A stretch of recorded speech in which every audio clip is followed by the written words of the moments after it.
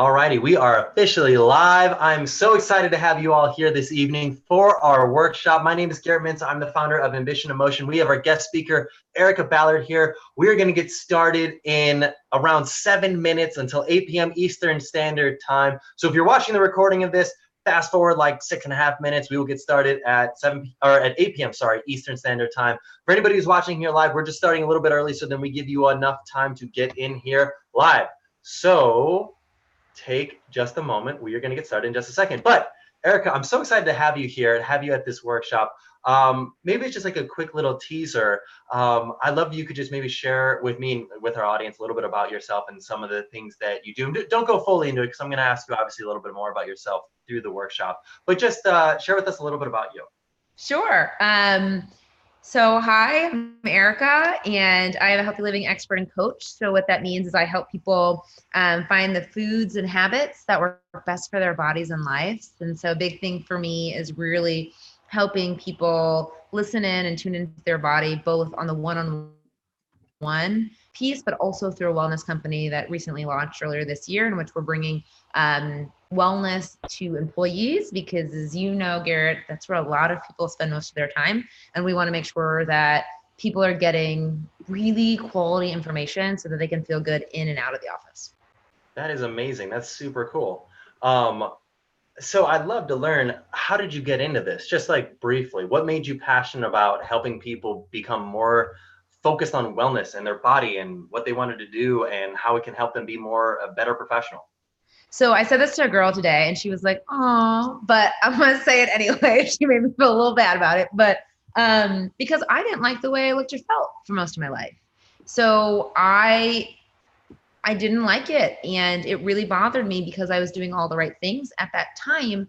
And up until that point, I worked, in health and public health, and I knew the rules. I knew the people that wrote the guidelines. I followed them. I ate the bars, drank shakes, did all those things. And it didn't matter. I wasn't losing weight. I wasn't feeling good. I was tired. I was bloated. I was crazy. And I just hated, how I felt. And I finally, after, years of struggling, I found this thing called the Institute for Integrated Nutrition. I got into it and I realized that like we've been lied to a lot. We're an N of one, that there's definitely a different way around it. And I remember just like waking up one day and my pants fitting and being like, I didn't even try. And then my mom liking me because I wasn't, the biggest bee on the planet, because my mind was sane. And it just gave me my power and my time back. And so I thought, I have this information and I got to share it with people because I see people struggle all the time and they really don't have to. Man, that's crazy. That's really interesting that you talked a little bit about your mom. And I know obviously I don't want to like harp too much on that, but we talked a little bit about that last night with actually one of our speaker last night. She was she's like a marriage and family therapist, but also a professional coach and career guide. And she talked a little bit about that and how our fears about when it comes to networking are typically like going back to our past and our history and like how people have helped and hurt us. And she's also an advocate for women. And so her whole mentality about it is a lot of times our mothers will kind of like portray things onto us that maybe they don't even realize that they're doing and how it impacts us into our future. And I think that, I don't know, maybe just kind of briefly what you had said, just kind of touch a little bit about that. Yeah, I gave a talk today and we were talking about the wall of lies. So when we think about food and health, we think that these are all our own beliefs, but none of it is unless we actively make them our own beliefs. So we get all this stuff, from the diet and the fitness industry, the things that we expect to get these lies from, but we also get it from culture, community, and family. And a lot of it's subconscious, right? Moms aren't meaning to be mean. Dads aren't meaning to be mean. Teachers aren't trying to make you see food as a reward. But that's what happens because our subconscious is created by the time we're 7. So you're carrying all this stuff with you, that's not even yours, and then trying to make sense of it. So then you create more lies on top of the lies that were given to you. And as you try to get healthy, and it's just a big old mess at times. And so a lot of the work that I do with people is actually more so mindset work around food, of just like pulling apart that and helping them understand what healthy means to them, because not everyone wants a 6-pack and to be a size 2. Like I don't. Like I want to have energy to like live my best life. So that looks different. You know what I mean?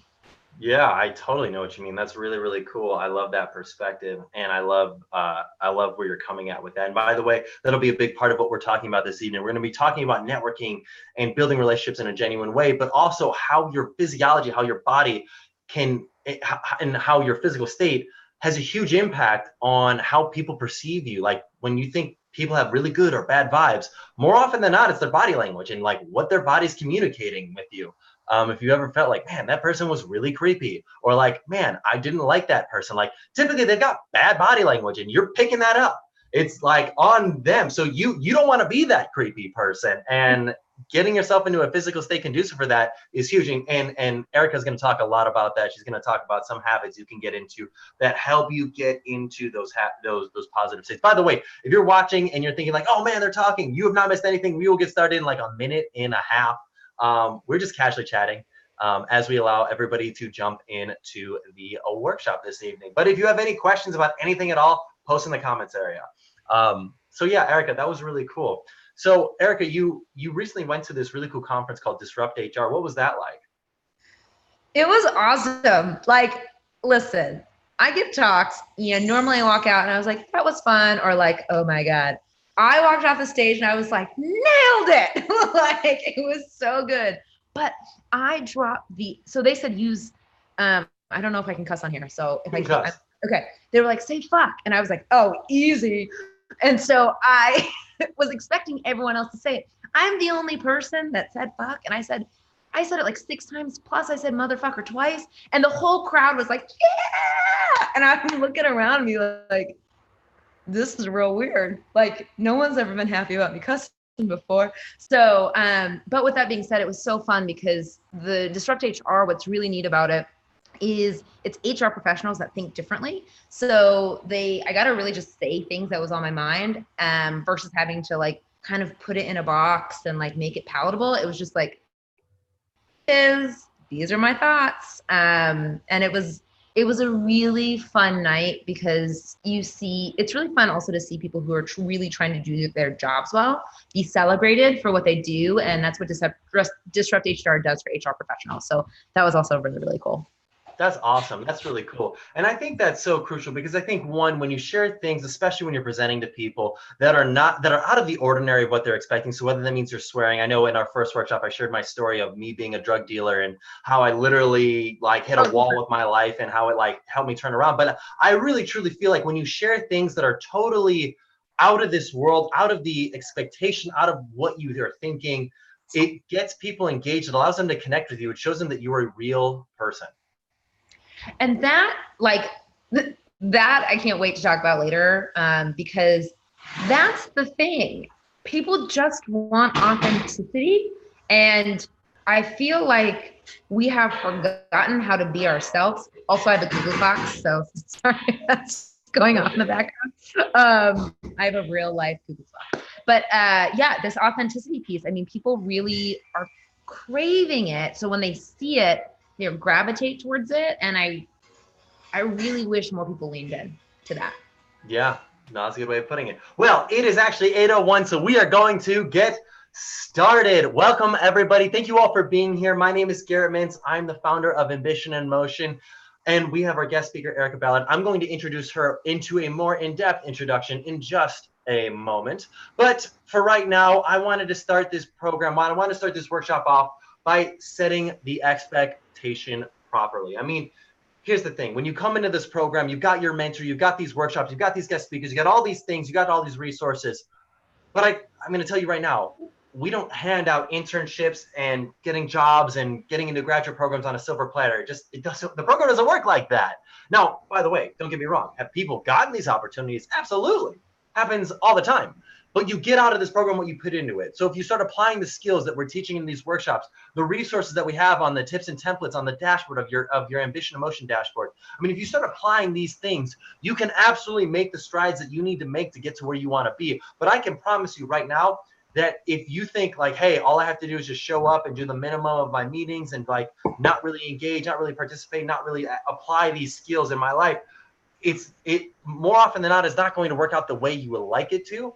But what I found is that when you invest the time, when you put yourself out there, when you try your best, when you go ahead and say, man, that was a really cool thing that they taught, or that was a really cool thing that they talked about in the dashboard in our videos, and then you apply it, we've seen results. We've seen people get jobs, internships, acceptance to graduate programs. It happens.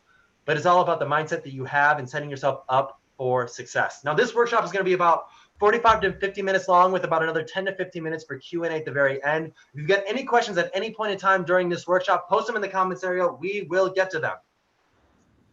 So before we get started, and before we really dive into anything further with this program, I wanted to ask you a question, because this program, this workshop is all about networking in a genuine way. How do you build relationships with people? I mean, if you go into a mentor meeting or a conversation with any professional for that matter, if you go in thinking to yourself, man, like, what am I getting from, what has this mentor got to give to me for this? Like, what am I taking from this relationship? If you're coming in with that mentality, it's very unlikely that you're going to build a successful relationship. I mean, I think back to like that story that I told you all about the very first internship that I ever got offered. When I was sitting next to that guy in an airplane.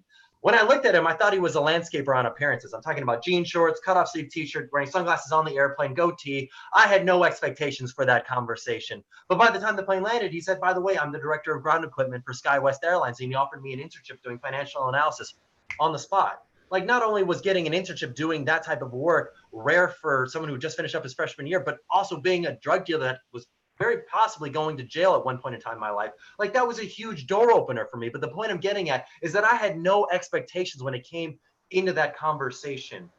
And so, but that's really the point today. But I know that you all are about to go into these relationships. You're about to start your meetings with your mentor. By the way, if you've not reached out to your mentor yet, reach out now. You've got nothing to lose. Reach out today. Please get started. Your mentors are excited and are waiting for you, because they want to help you out. But I wanted to ask you, because ultimately you're going to a conversation with a stranger, someone you've never met before, a professional that wants to help you out, but you still, it's a new thing. I want to ask you, what is your greatest fear when talking to a professional in your field that you've never met before? Write in the comment section. I want to learn what your fears are, because I want to target them. I want to target them at this source. I mean, sometimes, you know, you hear a lot of different things about what people are fearful of. So yeah, take a moment, write down your fear in the comment section. I want to learn about you and what you think is maybe holding you back from having that conversation. I mean, it's so vital that we target our fears at the source and that we're open about them, that we share them with other people. So write it in the comment section, take a moment, write it down there. So I'm going to take a look. Yeah, write down in the comment section, what is your greatest fear when it comes to networking or from meeting a professional you've never met before? So Abram, you said not knowing what to say and the conversation dying. That's fair. That's a fair fear. You know, what I'll say to that is, if you come into your meetings with your mentor prepared, or with any professional for that matter prepared, and by that I mean with questions ready to ask, the conversation is not going to die. I mean, at the end of the day, people like to talk about themselves. So if you take the time to actively listen, by actively listening, I mean literally like taking down notes and listening to what they have to say and coming prepared with questions. By the way, on our website, we literally have a list of questions for you to ask. There's no reason for why the conversation will die. It's just ultimately pulling out the key points, because I love to use the analogy of a group photo. If you've ever taken a group photo with anybody and you looked at like the picture itself, who's the person you look at first, last, and most often? It is yourself. Of course it's yourself. And the reason I bring that story up is because when it comes to talking about other people and talking with other people, people love to talk about themselves. So when it comes to meeting with your mentor, chatting with another professional, it's all about how can you structure the conversation about them, because if you can, that will make you significantly more interesting to them, because you are willing to talk about things that they want to talk about. Not many people are willing to give them the time. So, let's see other fears that you've written down here. By the way, thank you so much for all this participation, everybody. Kaylee, you said not feeling smart enough.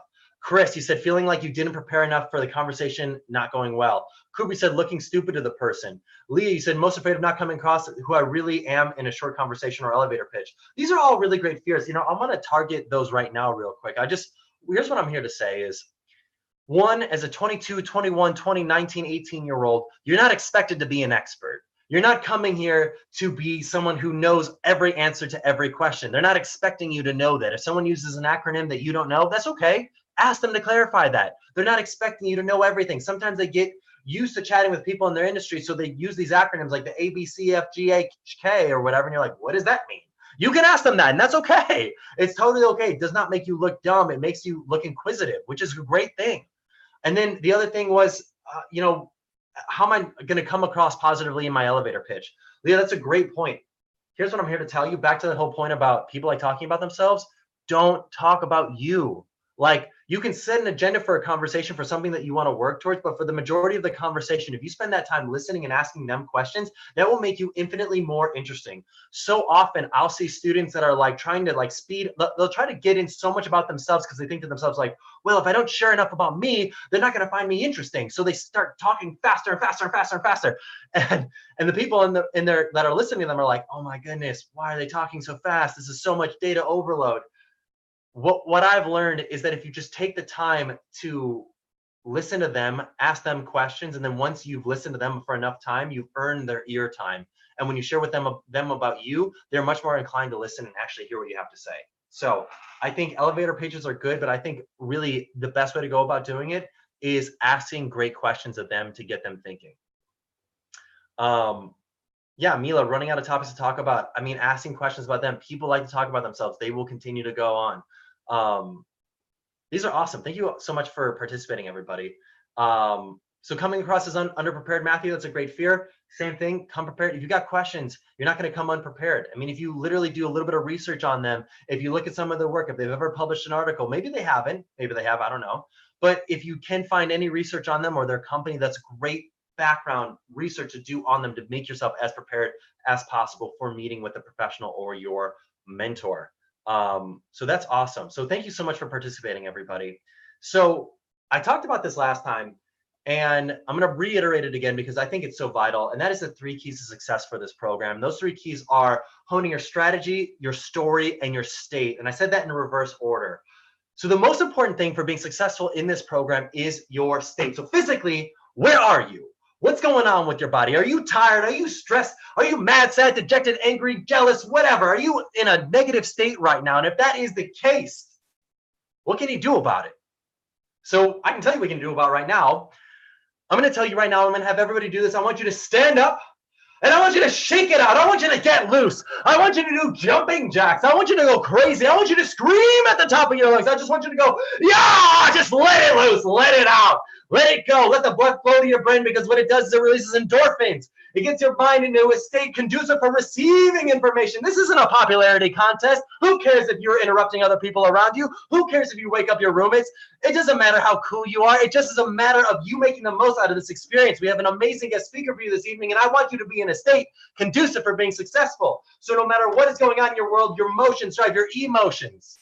So if you can get yourself into a state ready for meeting with a mentor or meeting with a professional or going to a networking event or anything that you want to be on your A game, get yourself moving, get yourself out there, dance it out, shake it out, let it loose, because your emotions will make you emotionally happier. So if you're not moving at all, it's very easy to fall into a lull, into a rut. But if you're getting yourself going, it's so easy to get yourself happy and pumped up. So if you've done that, how do you feel? Do you feel a little bit better? Hopefully, I think so. I've done this and I feel better. So I'm a huge fan, getting yourself in a state. The second key, story. What's the story you tell yourself? So why are you going to be successful in this conversation, in this mentor conversation? Are you telling yourself like, oh man, I'm an introvert, so I can't possibly be good at networking? Or do you say like, oh, I'm an extrovert, I'm crazy around other people, I can't handle myself when I'm around others? What I'm here to tell you is that whatever story you tell yourself, you will accomplish. I mean, whatever you say you are, plain and simple. Whatever goal you set for yourself, you will achieve up to that goal and no higher. I promise you that. So you might as well shoot for the stars and land on the moon than shoot for the moon and land in nowhere. So what I'm telling you is, what is the story you tell yourself for why you will be successful? Like a professional athlete going down, the clock is ticking down, 3, 2, 1, drill the final shot. When Michael Jordan hits that final shot, he's played this situation in his mind multiple times. And now you might think to yourself, well, I'm not a professional athlete. That's okay. You're going to a business circumstance. You're meeting with a mentor. You're going to a professional scenario. You are performing. You are there to be yourself. So envision, what does success look like from that scenario? What are you wearing? What are they wearing? How do you shake hands when you're having a conversation? How does it go? How do they receive the information you tell you? What is the best possible outcome you could have from that situation? Think about it. I want you to come up with that. So actually, I want you to write down in the comments area, what is the best possible outcome you could have from meeting with a professional in your field of interest? Not just your mentor, but a professional in your field of interest. So maybe you're setting up an informational interview, not a professional interview, an informational interview, something that when you're meeting with somebody, they're a professional in your field, but a job's not on the line. You were just there to gather information. What is the best possible outcome look from that? Write it in the comment section. I want to hear about that.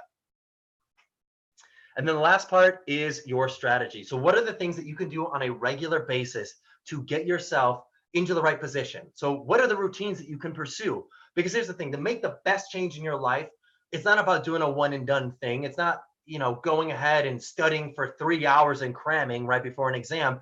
It's maybe taking 15 minutes every single day to study. And by that point in time, by the time the test is ready, you're going to be prepared. You're going to know what's going to be on that test because you didn't cram, because it's much more difficult to retain information when you try to cram it all into one thing. So what's something that you can do on a regular basis? So your deliverable for today, and this is that routine that I suggest, is to have one informational interview per week with anybody, any professional. It could be a friend, it could be a professor, it could be a family friend, it could be anybody, but have an informational interview. This is, like I said, not for a job, but to have a conversation with someone where you're building a relationship with them.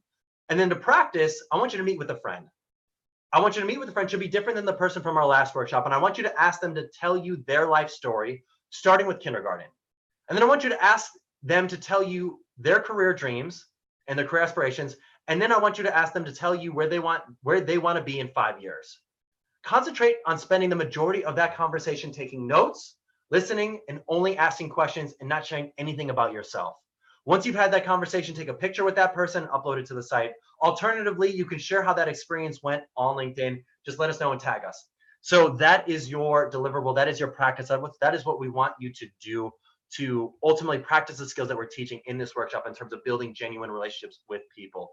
One final comment I want to make before I introduce our guest speaker, Erica Ballard, is I want to announce our referral program. So applications for next semester have opened up. I'm so excited to announce this, but we have a referral program. So if you refer 3 students to sign up for the program for next semester, your deposit for next semester cut in half. If you refer 6 or more students to sign up for the program next semester, you don't even have to pay a deposit. You're automatically in. You're good to go. We want to get more students involved, engaged in interacting with this mentor program, with getting mentors, with getting exposed to what this experience can be like. And yeah, ultimately you can get rewarded for helping encourage your friends to sign up. So for students in your organization, encourage them to sign up. Our referral program will reward you for doing so.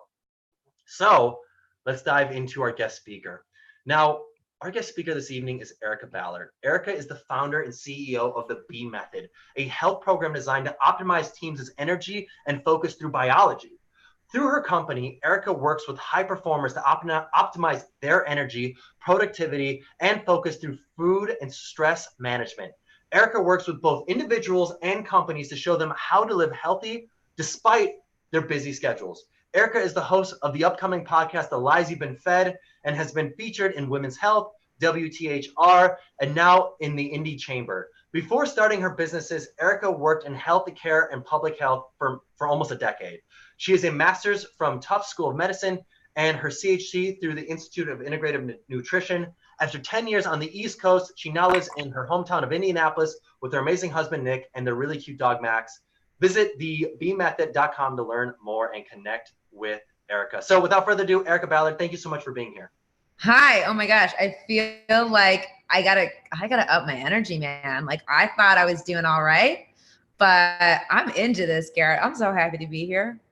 That's awesome. I'm so happy to have you. I mean, everyone's so happy to have you. I think you've got such crazy cool insight and things to share with our audience, with our community. So I'd love just to begin by asking you, who's helped you get to where you're at today? And have you ever faced any adversity and how did you overcome it?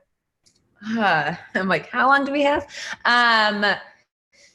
Yeah, so lots of adversity, and lots of people have helped me along the way. So, and they go hand in hand, right? Anytime that you hit a wall or you hit a challenge, that is the time you're supposed to ask for help. I think what happens a lot of times is we're so afraid of asking because we end up looking like a failure, or we think we look like a failure, but really everyone's been there before and they just want your help. Like for me, I think the first person who comes to mind is Dr. Margie Skier, who was my mentor at Tufts Medical. I mean, totally changed the game for me, and how I viewed health. I mean, I go back to my restaurant days. I used to work at Bob Evans when I was like 16 through 19, maybe 20, because you could serve without being 21 there. And Lupe, she actually works down at B-Dubs on the street in my hometown of Indianapolis. And she was, I mean, she was a champion for me even then. And it just keeps going from professor to bosses, to colleagues, to friends, to, there's just so many folks out there. And when I think about it, they're the ones that were able to pull me out of kind of the shit I was in, right? Because we get into this spiral where we really believe our own stories that we've made up. And sometimes you really always you need help to pull yourself out and get to your best state. And sometimes that help will come from you, but oftentimes that help comes from a friend, a mentor, a colleague. So true. So true. I think I hear this often, especially when it comes to asking for advice or asking for help. So often I'll hear students say to me like, oh man, but I'm a college student. What do I have to offer this person that I'm meeting with them? And I often think, I'm like, man, people want to help college students. Like, people love the idea of paying it forward. You are in such an advantageous position. I mean, literally just say, hey, I'm a student. I'm looking to pursue a career in this. See that you're here. I would love to learn a little bit more about you.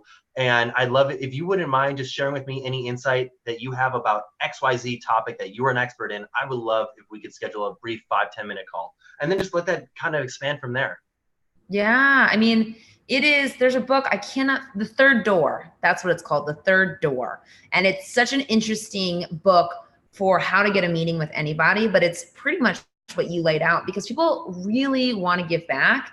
And if you're like you said this in the beginning, if you're genuinely interested in what someone else has to share with you, people will give away their time, because almost no one asks about us anymore, right? Like, no one really seems to care about me. That's not true, but that's what it feels like. So if someone comes at me and is like, hey, can you share your story? Hey, can you tell me about your adversities? Hey, can you tell me how you overcame that? I'm like, oh my gosh, someone wants to talk about me instead of them. This is great. And I'm happy to give and give and give, especially if I know that they're listening, like actively listening, instead of thinking about what they're going to say next. And I think you would agree with me, that you can tell the difference between the two. So true. I love that. That's a really great way of putting it. If you're in a conversation and you're so focused on like exactly what's going to happen next, and you're not actually like internalizing what somebody is saying, I mean, it's evident. I mean, people can read it on you. It doesn't feel authentic. It feels transactional. Now, I mean, there is a fine line between coming in prepared. Like, you can come in prepared with questions. I think that's absolutely valid and beneficial. But I mean, if you're coming in thinking to yourself, like, okay, I'm going to ask this question, I'm going to ask this question, I'm going to ask this question, I'm going to ask this question, but not any openness to how the conversation is going to flow, it's going to be very difficult to build rapport with anybody. Yeah,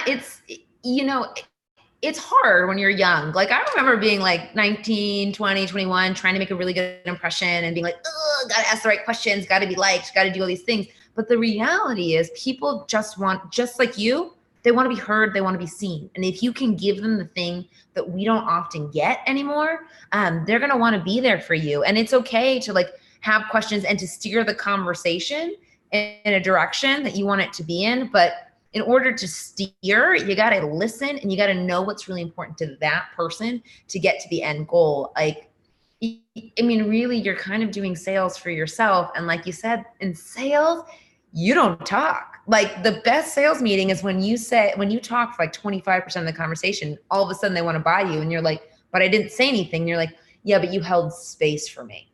And that's really what I wanted. And it's so different than what we've been taught. So true.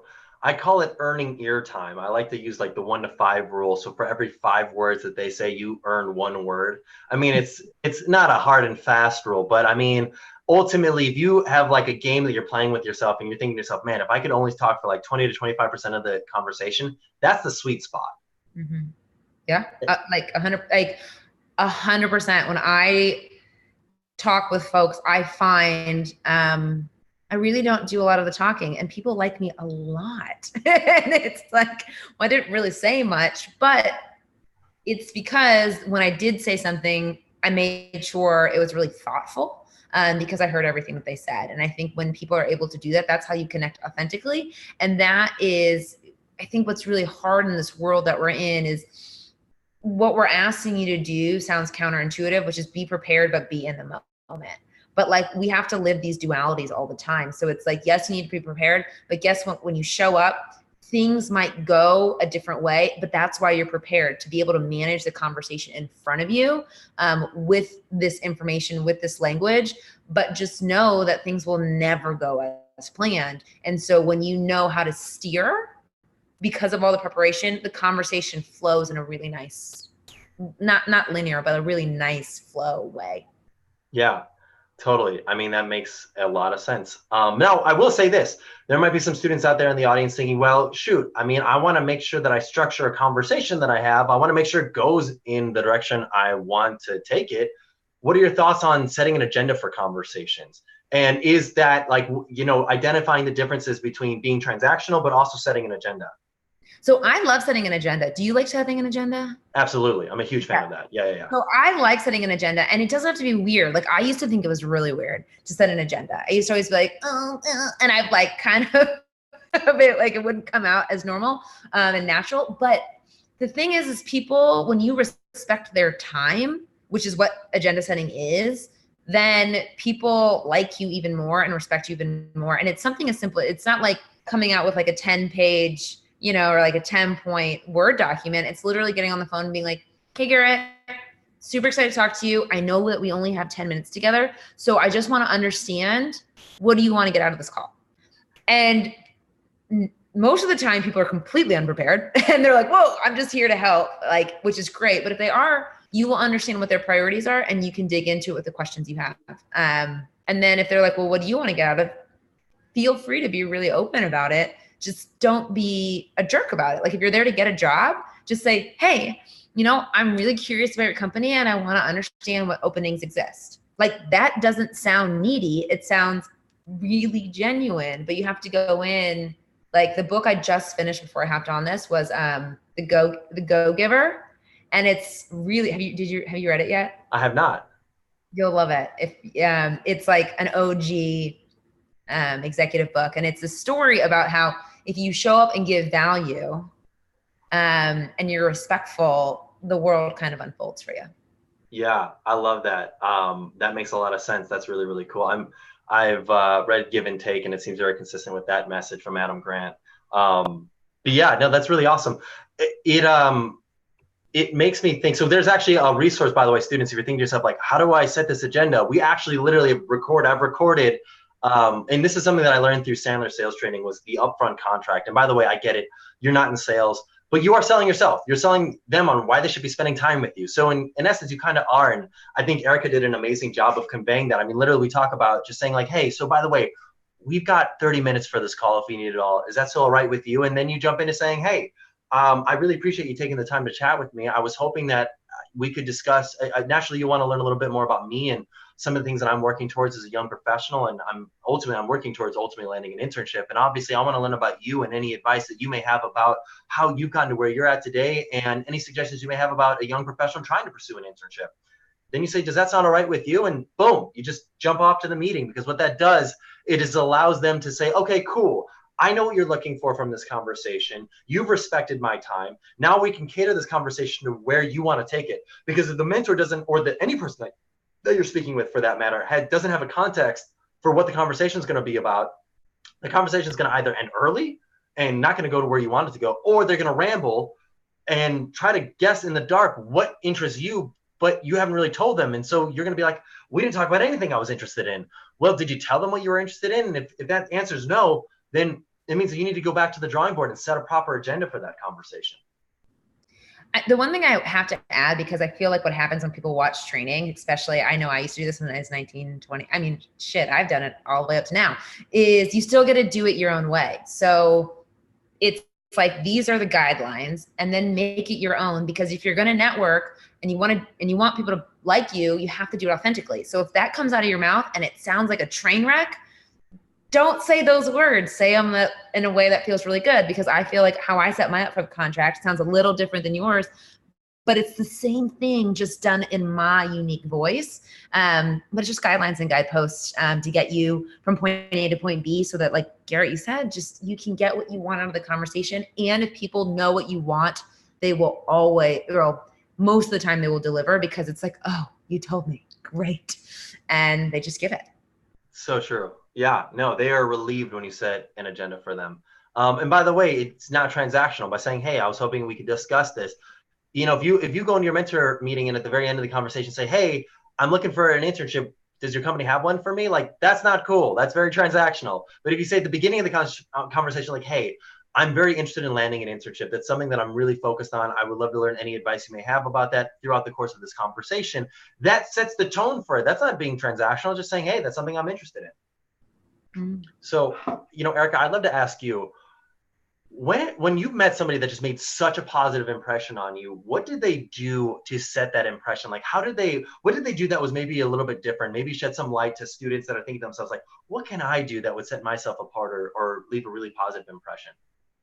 So if it's in person, as silly as it sounds, eye contact matters a lot. When someone looks me in the eye, smiles, and I know that they're there, truly present, not phone on hand, that really makes a big deal to me. I also find it really interesting, like to your point about prepping, is when people come prepared with questions. Like, these are the things I want to know. This is what I want to get out of it. This is this is the information I believe I need, and being really open to feedback. So if you're going to come from me personally, I think if you're going to ask me for feedback, but you don't want to hear it, this is not good, because you asked for something, I gave it to you, and you got mad. But when people are really open and genuine to receive that feedback and then push back in a way that makes them feel good and ask a lot of questions, it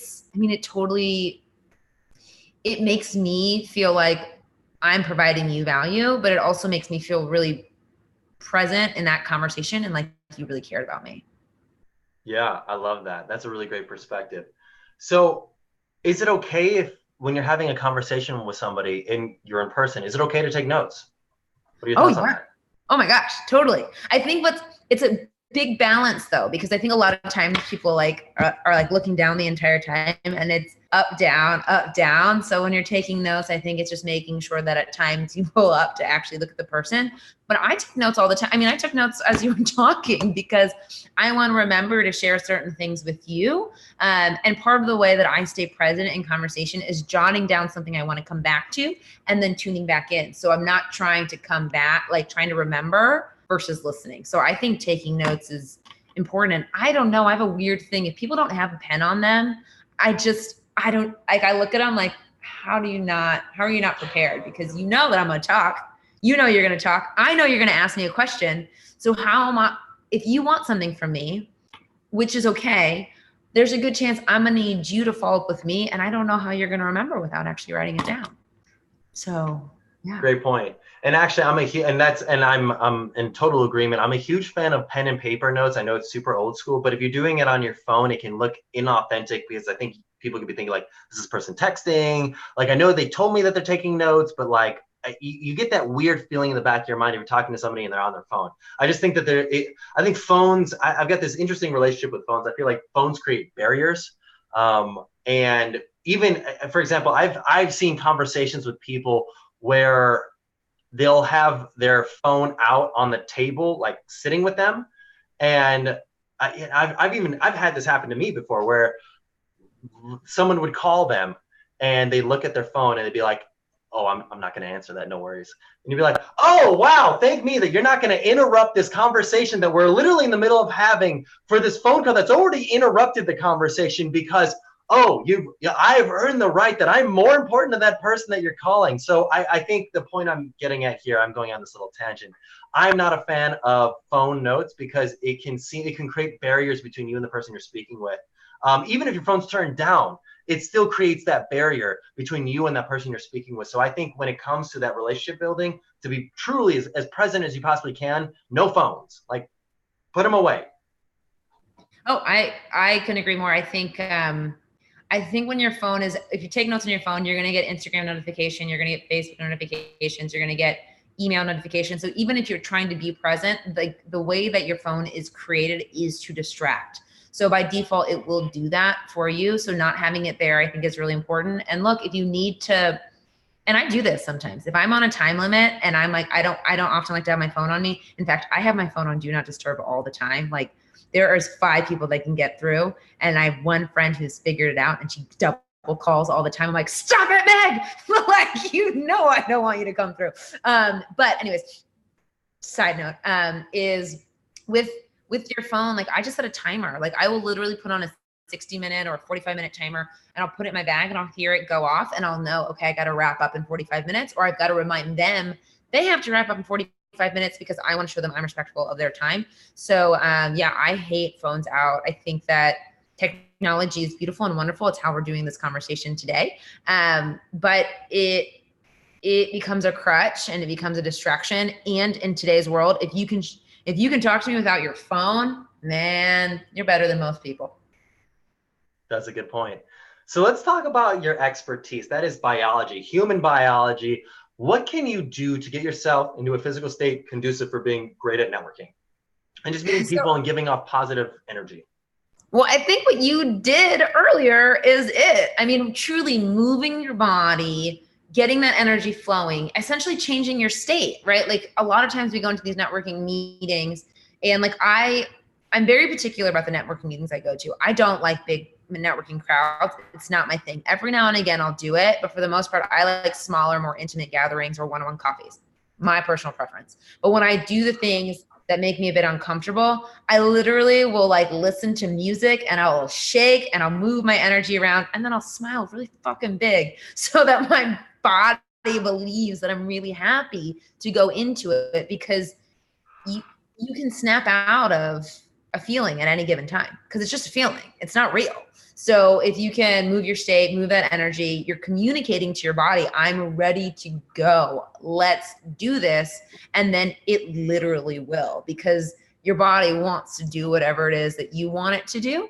But you got to tell it. You got to tell it what you need from it. So moving around, shaking, getting happy, snapping out of your negative state into a positive will get you there. And then all the power pose things. I mean, as silly as it sounds, like standing wide and taking up space, it's huge because like when we're scared, when we're in pain, we like curl up, right? Like we get really tiny. That's not by accident. So if you want to take up space, if you want to be seen, you literally need to do that. And if you have to fake it until you can feel it, do it. Because once your body feels that's what you want to do, it will do it. That is a really great point. So I want to dive into that because you mentioned something that I'm a big fan of, and that was like fake smiling really hard.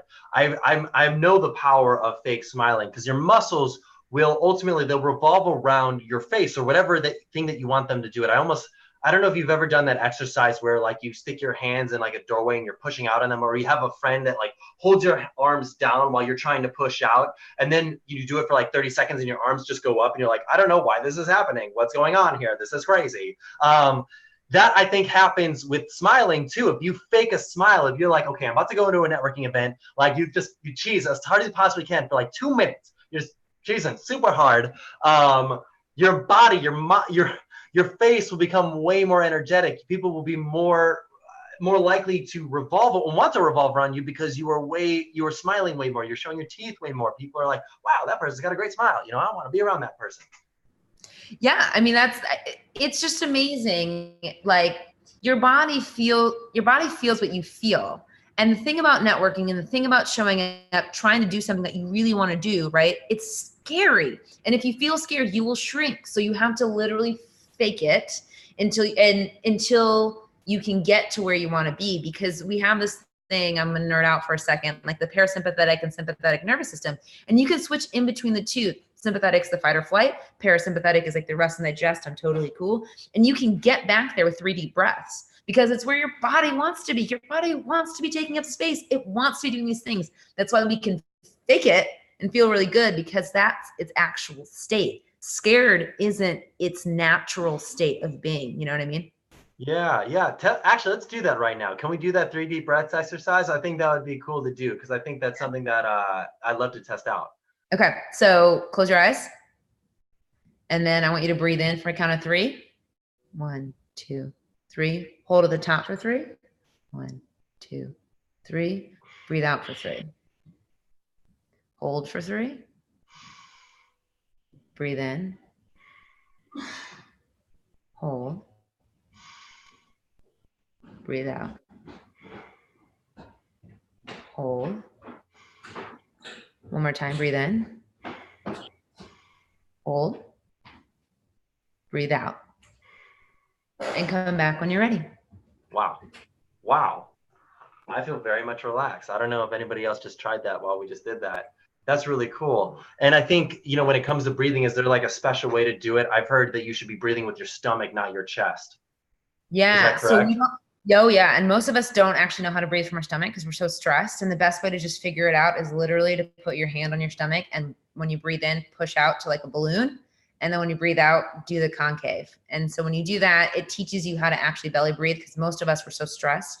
We come out of here, but we actually need to be breathing out of our stomach. And so that technique, some people do it 3 breaths, some people do it 4, but the box breathing is really what will calm your state down in any way. And like it's Navy SEALs do it, Brene Brown does it, but it's been around since the dawn of time.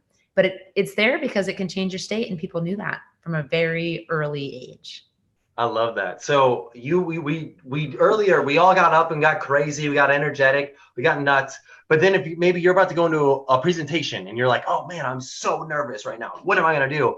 Bam. That's a great solution. Close your eyes, 3 deep breaths with the stomach, not the chest, and get yourself, just relaxed and calm. I think that's really, really cool. That helps, I think, people ease the nerves. Especially if you're, let's say, an introvert going into a conversation with a stranger for the first time. I would imagine that you might get nervous. Yeah. And it's really all you want to do is, it just allows you to become present. And when you become present, you're not really as nervous because you're just there. You're not worrying about the past or the future. And when you can do that, it goes back to building those authentic relationships, because that's all networking, like great networking is caring about the person when you show up, not having your phone and just being there. And those deep breaths essentially mimic or are the beginning of right meditation, which is all about the teachings of presence. That's awesome. That's really cool. So I want to dive deeper into the actual conversation itself. Do you have any suggestions on the amount of eye contact that you should be giving during a conversation with a professional? And do you have any suggestions on like the handshake and how that works when it comes to the professional that you're meeting with? So it's so funny. I just had this conversation with a bunch of high schoolers about eye contact, and the advice I gave, this sounds so bad, but just don't be weird. Like, you know what it's like when you're like trying really hard. Like it's not normal. Like you shouldn't be doing that, or you shouldn't necessarily be counting. Okay, 1, 2, 3, down. 1, 2, 3, down. It's like, just look them in their eye for as long as it feels comfortable. And then when it's appropriate, look out. You're allowed to blink. So I think at first when we look in people's eyes, we're actually, it's always uncomfortable because we're not used to it. But then you get into cadence after a few minutes with them to know, okay, I can look in. This feels great. Sometimes I need to look to the left. Sometimes I need to look down. So I think the more eye contact, the better. But don't bug out. Don't not blink. Don't be weird in that way. Do you know what I mean? And then from a handshake, God, just a firm handshake, please, for the love of God. Like, I hate when someone is like, hi, and it's this like limp handshake, women included. I don't know why women do this. It's like, no, shake their hand, like be strong. Yeah, this one. No, just shake their hand, be strong, mean it, because whether we want to believe it or not, like that grasp, that firmness, that's an indication of how firm you are. And people like a really good handshake. And look people in the eye when you do it. Don't handshake down, because that defeats the entire purpose. Handshake, eye contact, and then move on. Totally. I'm with that. I'm a big believer in like 70 to 80% eye contact. And then when it comes to the shake, there's also such thing as shaking too hard. You don't want to break somebody's hand. I have actually seen this. And actually, I think it's more recently that I've seen this, especially with a lot of times with like women, that like I sometimes feel like there's an overcompensation and I am hurt, like I'm in pain after a handshake, which I know sounds crazy, but it's like you don't want to go in and kill somebody's hand. There's such thing as firm. There's such thing as like breaking somebody's wrist. Like if my knuckle is sore by the end of this handshake, that's not a good handshake. I mean, at the same time, you don't want to do the like, oh, here, take my palm or whatever, and like, you know, kiss it like as if you're like a knight and I'm like whatever. I didn't. No, you don't want to do that either. There's a fine balance of just feeling it out and being firm but not death grip. Yeah, I have this. This is just coming through as you're talking. Is I have a tendency to overcomplicate things. Like I'm just really good at it. And this handshake thing, we tend to overcomplicate it. Shake someone's hand how you like your hand to be shaked. Like it is actually that simple. Everyone hates a limp hand. I've never met anyone who's like, ooh, I really like that limp handshake, right? Like that's not what people say. And no one's like, I like when you shake my hand really hard. Like no one says that. Just shake a hand the way that you would enjoy someone shaking your hand and move on. It's actually so much easier than we think it is, but we're like, oh, but no, just do it. Yeah. But also at the same time, I'm a big there's also such thing as too long of a handshake too. You don't want to be like, okay, we've been doing this for a while now.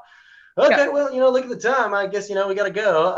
Oh, we're still shaking, aren't we? Oh man. Okay. This has been going on for probably 2 minutes now. No, I'm a big fan of the 3-second shake. Just, you know, 1, 2, 3, pop out. Yeah.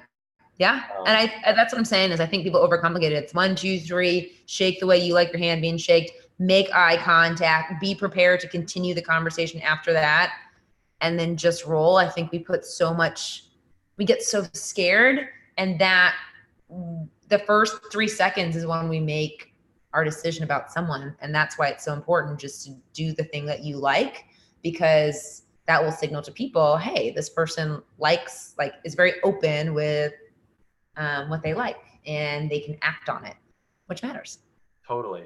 So I want to get into some habits. What are some habits that, as a student or a young professional, what are some things that I can get into that can help me, my physical body, be in a state more conducive, like naturally be prepared? Are there diets that I can eat? Are there things that I can do? What do you suggest in terms of helping me better prepare myself for professional circumstances when it just comes from a health standpoint?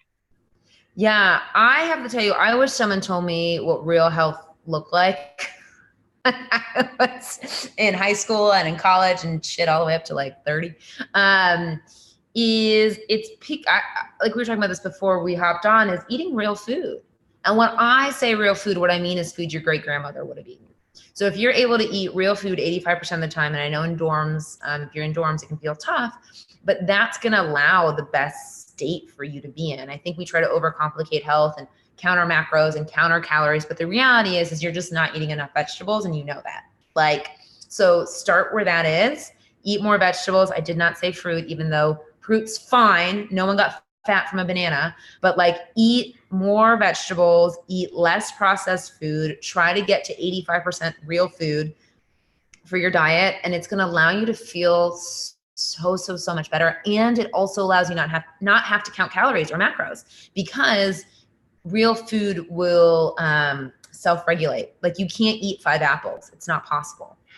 But you know what I mean? But you can eat a whole bag of potato chips. And this is why I'm saying if we can eat real food our great grandmothers would have eaten, we'll feel better, we'll think better, because our brain and our gut are connected. So if you want to be at your best, you literally have to feed your gut real food, so that the communication between the two can happen in a really good way.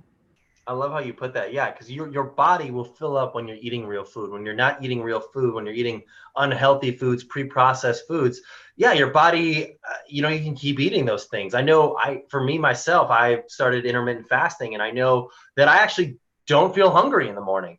Like I eat from 2 to 8 p.m. and that's just it. And I know it might sound crazy, but your body naturally adjusts. It's so interesting. I can't remember what documentary I was watching, but your body is the best pharmacy for yourself. Like your body can come up with its own natural remedies and its own natural medicines based on what it needs. And your body was created back in cave people days, when you might go days without food and then just have a massive meal. And I guess the point I'm getting at here is that at the end of the day, if you treat your body right, you can get yourself into a positive state. Do you agree? What do you think about that, Erica? Yeah, I mean, 100%. And I think that the thing that's really important is people hear your fast from 2 to 8. And like I eat typically from about 11:30 to 7. So that's usually my window of food. But but not always. Sometimes I eat 3 meals a day. And I think what's really important is fasting isn't the answer for everybody. What's the answer is eating really clean food so that you can figure out the right rhythm for yourself, so that you can get in the right state and show up. I said this to somebody today, actually at that talk I was giving, is the best thing about food, truly, I believe, is that it gets you in the right physical state. And if you're in the right physical state, you are in control of how you feel, because one, this thing is kind of it, right? So we feel that way, but also it allows you to be in a better place to manage the mental struggles that will come with it. Because if you don't have to worry about pain or sluggishness, when the stories that you talked about come in, you can fight them off a lot faster because you have such a clear sense of being, and that channel between the brain and the gut is so clear that you can fight it off in a really quick way. I love that. That's awesome. So by the way, it is 8:48. Students, if you have any questions, please post them in the comment section. Now, we will be sure to get to them. But right now, I've got a couple final questions, Erica, that I want to ask you. One thing when it comes back to the whole point of this conversation of just like building genuine relationships with people, what are some of the things that you've observed about building the deepest of relationships? When you're talking about building a deep relationship with somebody, do you have any suggestions? Are there topics that you like to talk about? What are some of your suggestions for that? That's a really good question. So couple things. One is the active listening. So truly listening to what someone says, as silly as it sounds, and I know I've repeated it multiple times, but that allows for the best questions. The other component is asking about non-business stuff. Like, people tend to work to live, right? And people light up. Like, I went to Puerto Rico this past weekend. If you were to be like, how was Puerto Rico? I'd be like, oh my God, let me tell you, I went to the rainforest and I did this, and it was my year anniversary and did it. So being able to talk about non-work stuff, I think is a really great way, because people really care about their kids. They really care about their life. They really care about their parents. They really care about their partner or their spouse. And so I think that's a really great way to have real conversation. And I think the other thing is to be really authentic in your asks. So a lot of times when we're having dialogue with somebody, we ask a question to get to another point, or we ask a question because it was prepared. But genuine interest allows the conversation to go into a way you didn't expect it. And it feels a little off script at first, but what you start to realize is that we're supposed to go down this rabbit hole. So if you get like a spark to ask a question, even though it's like, it's this business meeting, or I wanted to ask this, I don't know, I want to ask it because there's a reason you want to. And usually that unfolds into a much more beautiful, fun, awesome conversation. And the last thing I would add is to build that rapport is make sure that follow-up happens. So we have this great conversation with somebody and we want to continue to be with them and be around them and build that relationship, but we send a really weird follow-up or we don't at all. And I think if you're able to send a follow-up where it's like, hey, I really enjoyed connecting with you about X and Y.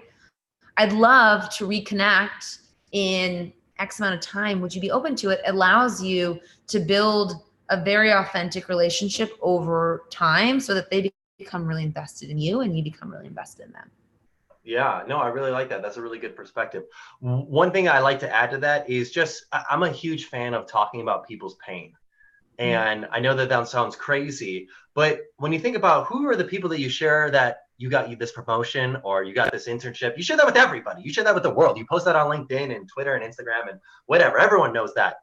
But when it comes to, hey, my best friend just got hit in a car crash and they're from across the country and I might want to switch up my work because I don't know how much longer they have to live. And they are like paralyzed from the waist down. I want to be there for them. Like, you don't share that with everybody. And now obviously I know that's like such a heavy thing. I just made that up. But all I'm saying is the point is that when you think about those deep relationships, you don't share that with everybody. And a lot of times people will share those points in their life, not with necessarily the closest people, but the people that are willing to listen. So as the mentee, you can build those relationships with people. You can ask them about their pain. You can build that rapport with them. And I found that to be so effective in terms of getting to know people on a deeper level. And that's also why I'm such a proponent of sharing my story, because typically once I do of, how I was a drug dealer and how I got caught and how I was expelled from school and had no idea what I was going to do with my life, that builds a bridge between people, because then it makes them feel like, wow, I can share my story too.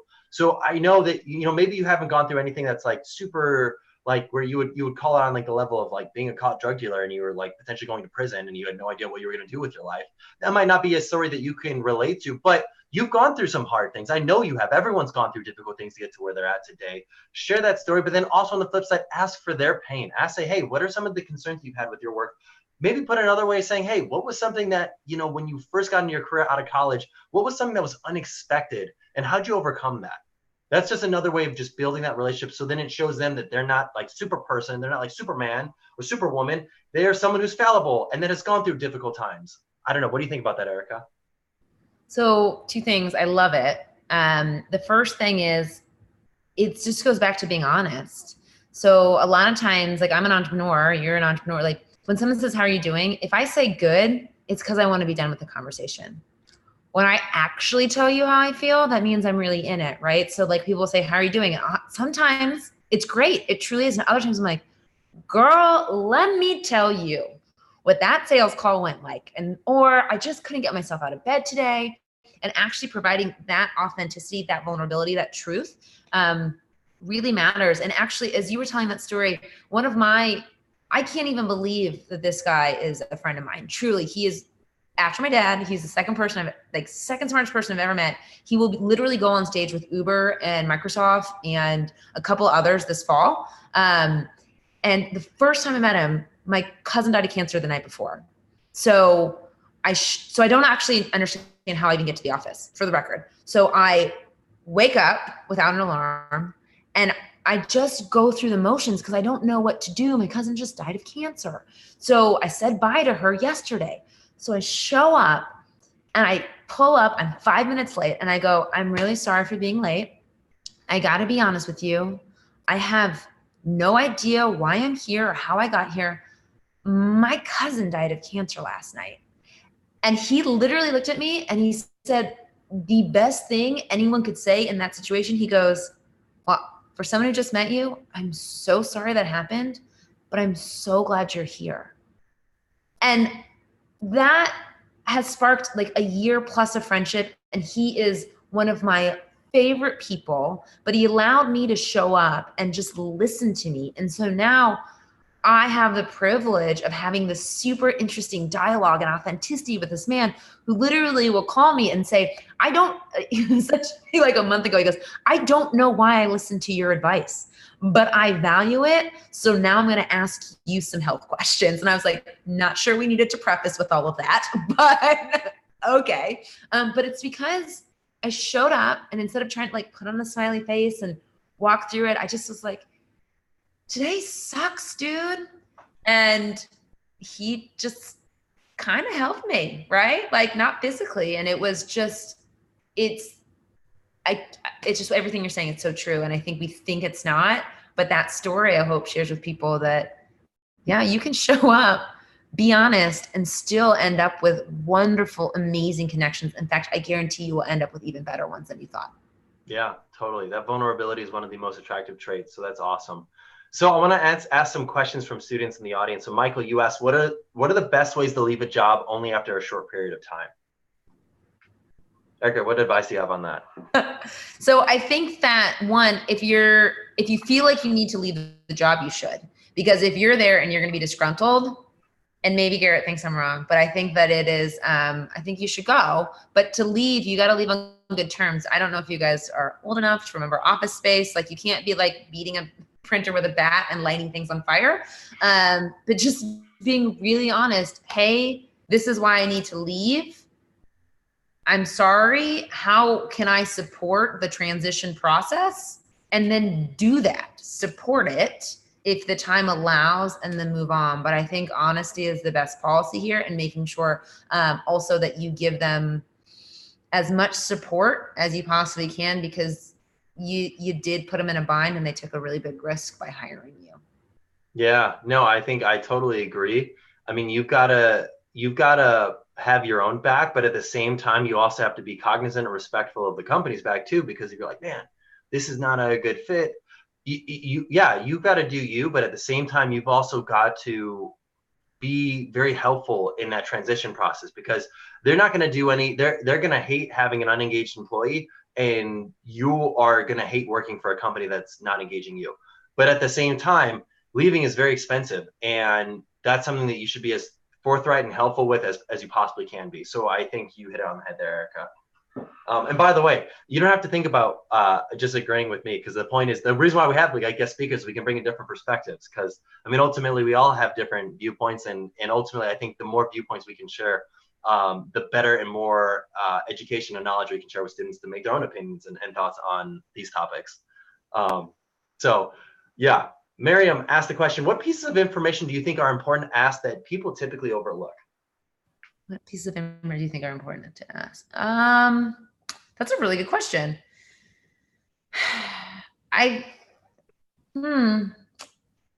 Culture, we seem to want to ask questions about culture a lot, like really dig in. It's almost high level, like what's culture like, versus like, what is the policy on, or like, what is the dress policy? What happens if this doesn't happen? Or, you know, you say we're allowed to work from home on Mondays. What does that really look like here? Can you, like, being really honest about the things that are really important for you? Like remote working is really important for me when I was in corporate.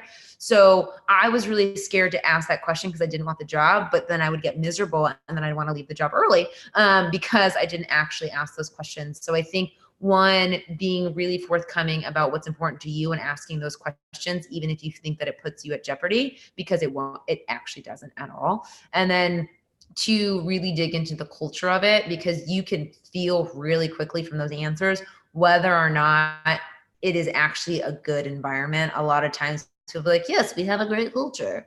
And then when you push them, they're like, well, we give snacks out.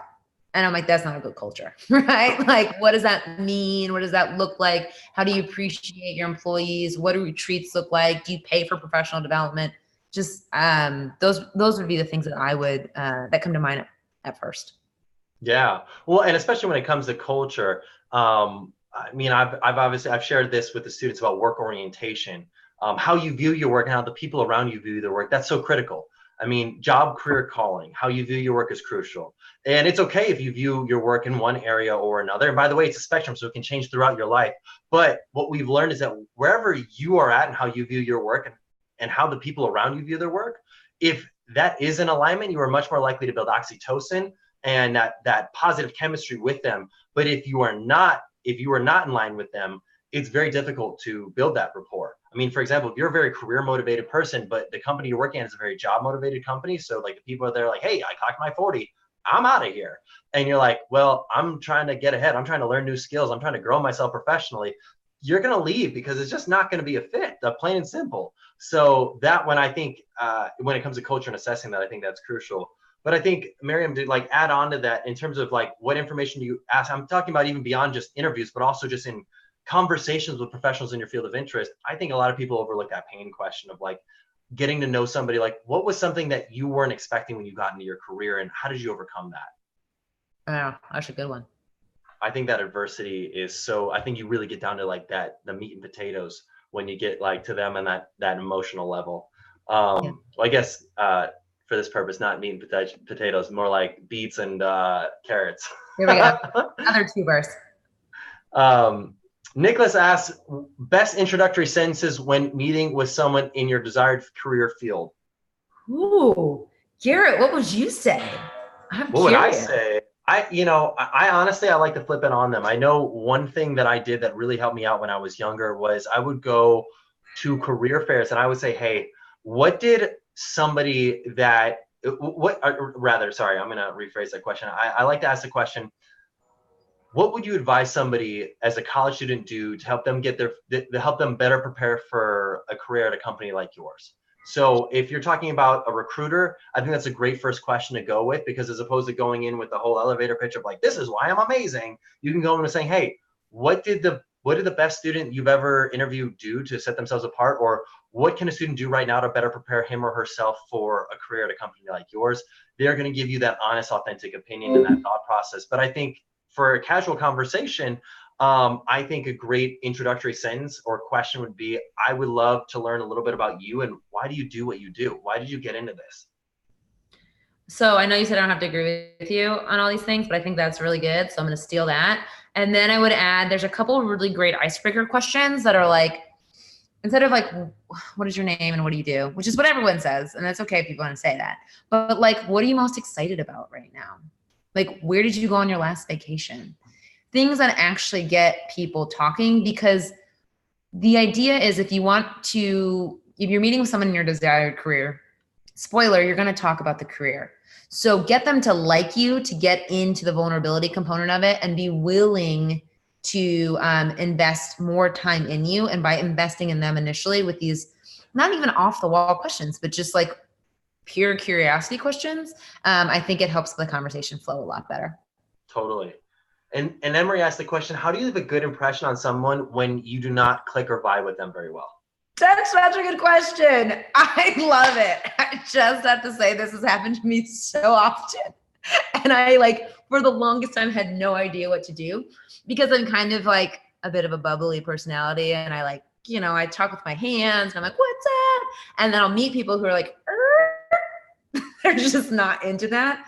And what I do, well, one, when I meet someone just in general, I don't think I'm a chameleon, but I tend to meet them where they're at. So like if they're more lower key, like I'll probably drop my tone.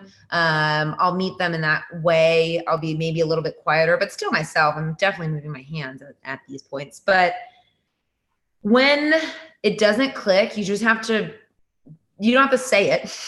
You don't have to be like, we don't get along. I think it's really just recognizing that sometimes energies don't click and just thanking them for their time and leaving when it's appropriate. So instead of taking the full half hour, I can't tell you how many 10-minute calls I've had recently where I'm like, hey, this was really great to meet you. If I can be helpful in any way, just let me know.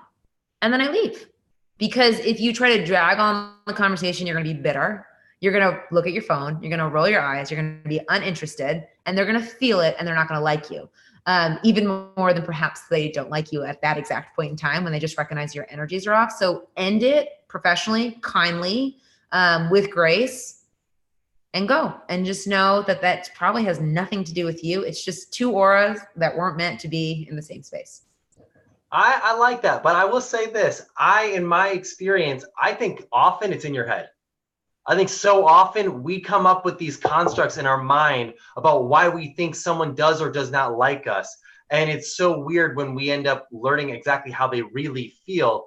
And but I am a huge believer in matching their aura. So I'm a big fan of matching and mirroring. And by that, I just mean people bridge gaps between those that are like them, even on a subconscious level. So if you're talking to somebody and they're rubbing their chin, and then you start rubbing your chin, eventually you're going to sync up. Your minds are literally going to sync up. And you can actually test this out with a friend, not someone that's watching the workshop, but you can go and you can meet with a friend. If they start doing some form of gesture, maybe they do a hand gesture like this, or maybe they talk with their chin. If you introduce a new gesture after doing it for about maybe a minute or two, after really getting into sync with them, you start imitating and following their characteristics. You introduce a new thing, a new stimuli. Let's say you start playing with your ear. They're going to start doing it. They're going to start playing with the air. They're not going to know why, because they're subconsciously in sync with you. The point I'm getting at is that if there's a person you really need to make a strong impression with, you can follow their body language. So I typically say, don't cross your arms. But if the person you're speaking with is like, you know what, I'm going to be arm crossed, you cross your arms, because they're going to sync with you, because that's what they are communicating to you, and they're going to subconsciously connect with you. Same thing with your vocal speed. So not the accent that you use. If someone's like, hey, I'm speaking in a Southern drawl, like, you don't imitate a Southern drawl, because that will ultimately be snuffed out in a second. But if someone's speaking fast, they're like, hey, we need to be doing this, this, this, and this. You're like, well, I think that would be a good idea to do something like that. They're going to be like, what? This person doesn't have a sense of urgency. What's wrong with this person? But if you start speaking quickly, they're going to be like, man, this person's on my level. I like it. Or vice versa, slower, faster, whatever. But if you get onto their wavelength in terms of speed of speech, as well as their body language, like the things that they use, you match and mirror them, they will become in sync with you, and they will feel greater connectedness to you, even that's not how you naturally are. What do you think about that, Erica? So I agree with a lot of it. Like when I'm looking back at our question is like to leave the good impression. Like oftentimes we really don't know what people think of us. Like we think we know, but I have to say is there are some people, and I do believe this, that you just don't vibe with, that it just, you just don't vibe with, and it's not a negative on you or them. It just, I think sometimes you can't be everyone's best friend, and you can't be everyone's friend. So for the most part, the mirroring, I agree. The first impressions, I really don't think you actually ever know. Well, that's not true. Sometimes mirroring's great, but if you really are like a vibe to vibe, energy, it's just not working, end the meeting. Don't drag it out. But if it is a story in your head, but like pull the ear or lean in, do whatever you need to do. Because it's actually a lot easier to make a good impression than you think it is. Like, I think we overthink what it is. Like, if you just do what you would probably do anyways, because we just typically tend to mimic, you'll be in a really good spot. Yeah, so true. Now, Rachel asked an awesome question. I love it. By the way, we've got like one more question after this one. So are you all right with us asking this one last question, Erica? Okay, thank you. And students, thanks for being here. I know we're going a couple minutes over. Rachel asked an awesome question that I love is, how do you talk positively about a negative experience when asked about it in interviews or a professional setting? Girl, that's a good question. Okay. First, I want to say I hate when people turn their negative, when someone's like, what are your negatives? And you're like, I'm too committed, and I'm, too committed. I'm always on time, and like, don't lie. Just don't lie. Personal opinion. HR might disagree, but from a negative experience, I think talking about what you learned is the sweet spot. So if someone says, why did you leave your old job? And it was like, because they sucked. It's really going back to the pain point of it is like, listen, this is the thing that I was looking for, and it wasn't there. And here's what I learned from it.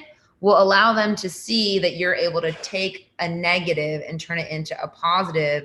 And that will show them that that's actually how your outlook is overall. So that is what I think my answer is, unless you have a better one, Garrett, and then I'll steal that. I think it's an excellent answer. I would say, Rachel, one, here's what I believe. I don't think you should ever, I think, and I've seen this happen before where I've been in interviews where people think like if they talk like smack about a company that they used to work for, that makes them more like advantageous because it's almost like spreading gossip. But that's the worst thing you could possibly do. Because if you're telling me negative stuff about your former employer, there's a 0% chance I'm going to hire you, because I'm going to think to myself, like, what is this person saying about me behind my back? If I'm trying to build culture, if I'm trying to build a company that's got culture, and I've got someone who's like talking a bunch of shit about like another previous employer, like that's the opposite of culture. So Erica, I think your advice about turning that negative into a positive of like, this is what I was expecting, and these are the things that I learned out of this experience, and this is what I really enjoyed about it, but this is where I'm working towards now. I think that's a great way of putting it. And then on the topic of weaknesses, you're so right. Don't give a fake weakness. But the key with that is it's got to be a realistic weakness, but it's got to be something that at the end of the day, no one's going to like judge you for it. I'm a huge fan. Anytime anybody asks the weakness question to a recent college grad, here's my go-to answer, and you all can steal it because I found it to be extremely beneficial, is, you know what? My biggest weakness is I'm inexperienced. I'm 22 years old. I'm still building my experience into the space, but I recognize there's so much to learn, and I'm extremely hardworking, and I believe that I can grow into this role. Boom. If you answer that like that, I mean, that is a real weakness. That's true. You don't have experience. You're 22 years old. Sure, you might have had 1, 2, 3 internships. That's okay. Those are fine experiences, but they're not expecting you to be an expert. They don't hire 22-year-olds with the expectation that you're gonna jump in and be the chief engineer or like the chief marketing officer or the CFO or something like that. They're expecting you to be ready to learn. And so that's something that's like probably one of the best answers I've ever heard to the weakness question, especially for a recent college grad, is because it's real, it's authentic, but it doesn't like kill you. It's not like, oh, well, we're gonna ask this person off. I think that's brilliant. And I just have to emphasize again what you said about don't go around bashing people. Like, karma's real. I don't care what city you live in. I don't care if you move to New York City, and it gets around. Cities are small, professions are small. And the reality is, part of the reason it didn't work out is you, whether or not you want to believe it. Like, it is like you've got to start taking full responsibility for the things that happen to you, because it makes life a lot easier, because that means that you're in control of your next decisions. And so when you actually are able to say, hey, this wasn't a good fit, here's why, based on me versus based on them, it one shows that you're a learner and you're willing to take these opportunities, but two, it starts to make you take responsibility for the world around you. And I think it's so important. I call it radical responsibility. Is I get hit by a car, it's my fault. Sounds crazy, but I'm just going to be like, I left a little bit later than I should have. Maybe I should have taken a right instead of a left. And it's not to be malicious. It's just like, hey, the world is happening for me all the time. It's not happening to me. It's happening for me. So whatever this is, I'll take responsibility for it and I'll roll on. And I think we don't do that anymore, but it makes a world of difference on your outlook in life. Yeah. And last question from Luke. I like this question a lot. This is another very good question, is can being personal in a professional setting, like you guys talked about, be a bad idea? I feel like often that would come off as being too personal too early. What do you think? So there's a balance, but you're working with people. So by default, it will be personal. The thing I think the reason we get into trouble with the personal thing, so I'm going to back this up. First, it depends on the culture that you enter. Some cultures are not like that. Like big accounting firms, they're not like that. They go in, they work, they go out. That often doesn't happen. But I don't think that there's anything wrong with showing yourself and your personality at work. But note that sharing your personality at work does not mean talking about how you got really drunk on Saturday. And I think that that's where we get into it, is we're like, oh man, I was so hungover. Like, ain't nobody trying to hear that. Like, nobody. I don't care if they're your friend either. Like, I don't want to hear it. That was you being stupid. Like, do better. You know what I mean? And so I think that that's where we get into trouble, is we're talking so much negative stuff, and that's not personal. But if you're going to talk about positive experiences, learning opportunities, aspirations, goals, that's personal and things people want to hear. So as long as we're staying on the positive side of it, I think you're in a really good space. Yeah, I agree. I think, Luke, it's all about the lessons that you learned.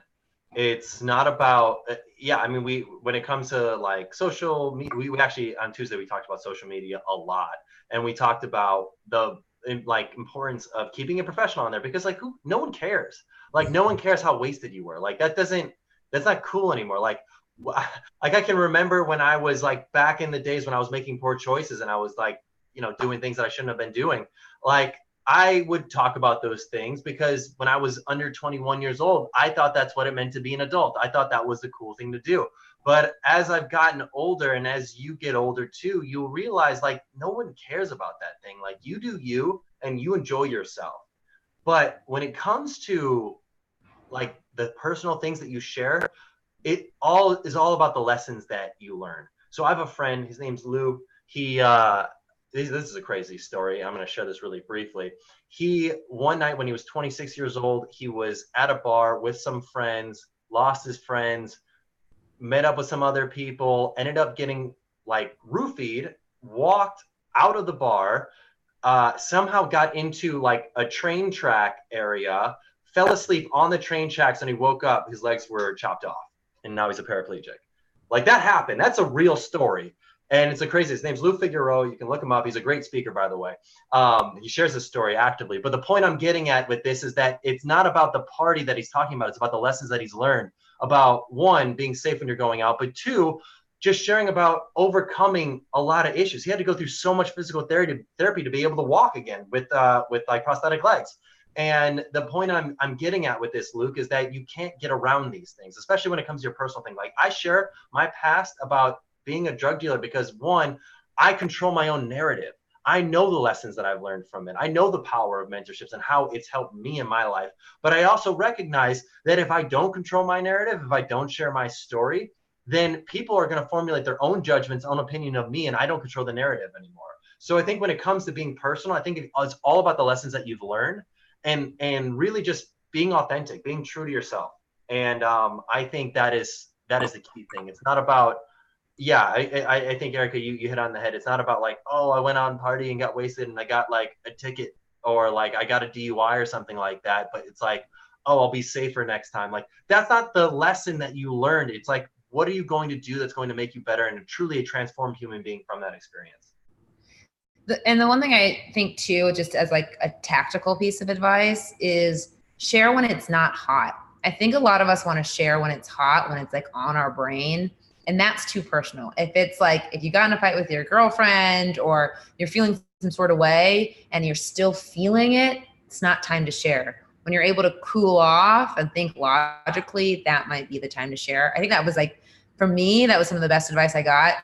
And particularly for social, don't go on when you're still hot. Wait, take a beat, calm down, then share, because at that point you're able to actually see the lessons.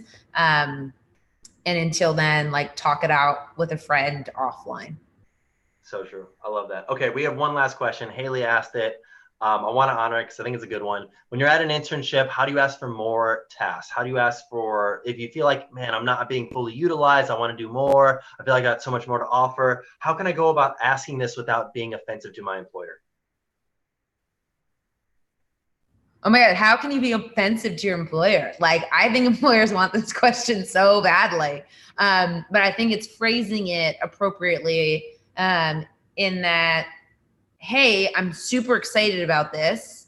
I'd like to take more on. Either A, how can I help? That's like good. Great is, I see this issue. I want to tackle it. And I think this is how I can do it. Are we good? And so you're almost telling them what you're going to do, but you're showing them that you're seeing strategically where there's a hole or an issue or how you can be helpful. And so they're more likely to give it. Like if you just go up and you say, how can I be more helpful? They've got 1,000 plates spinning. They're like, I don't know. If I knew, I would have given it to you. But if you're able to point out what you want to do and how you think you can support it, the likelihood that your mentor or your person pulls it off the shelf and hands it to you significantly increases. Yeah, that's gold. That's great advice. Yeah, anybody watching, rewatch that. That's a really good piece of advice. Well, everybody, thank you all for being here. Erica, thank you so much for being here. This has been invaluable insight. This has been so helpful. I'm so excited. I'm so excited for you all now, students, to set up your, hopefully, if you haven't set up your first phone call, reach out. If you haven't got an email back, send a text, give them a call. They want to mention you. They are waiting for your message. Now, there's a chance that your email went to spam. That's okay. Send them a text. It's all right. Your deliverable from this workshop is to set up one informational interview, one just genuine conversation every single week. Find a friend, take a picture with that friend, ask them to talk all about them, have them share their story starting with kindergarten, what their dream job is, and where they want to be in 5 years. Learn that information about them and practice active listening. That is the deliverable from today. And then the final thing, the referral program. Enrollment for next semester is already opened up. Essentially, if you refer 3 students to sign up, your deposit gets cut in half. If you refer 6 or more students, you don't even have to pay a deposit. You are good to go for next semester. We want to give more students access to this opportunity to get a mentor, to get access to this program. And yeah, I would love to leverage your help to help encourage more students to get involved and take advantage of this. Everybody, thank you so much for being here this evening. I hope you all have a wonderful rest of your night. Erica, thank you so much for being here. I'm excited for our next workshop in a few weeks. Have a good night, everybody.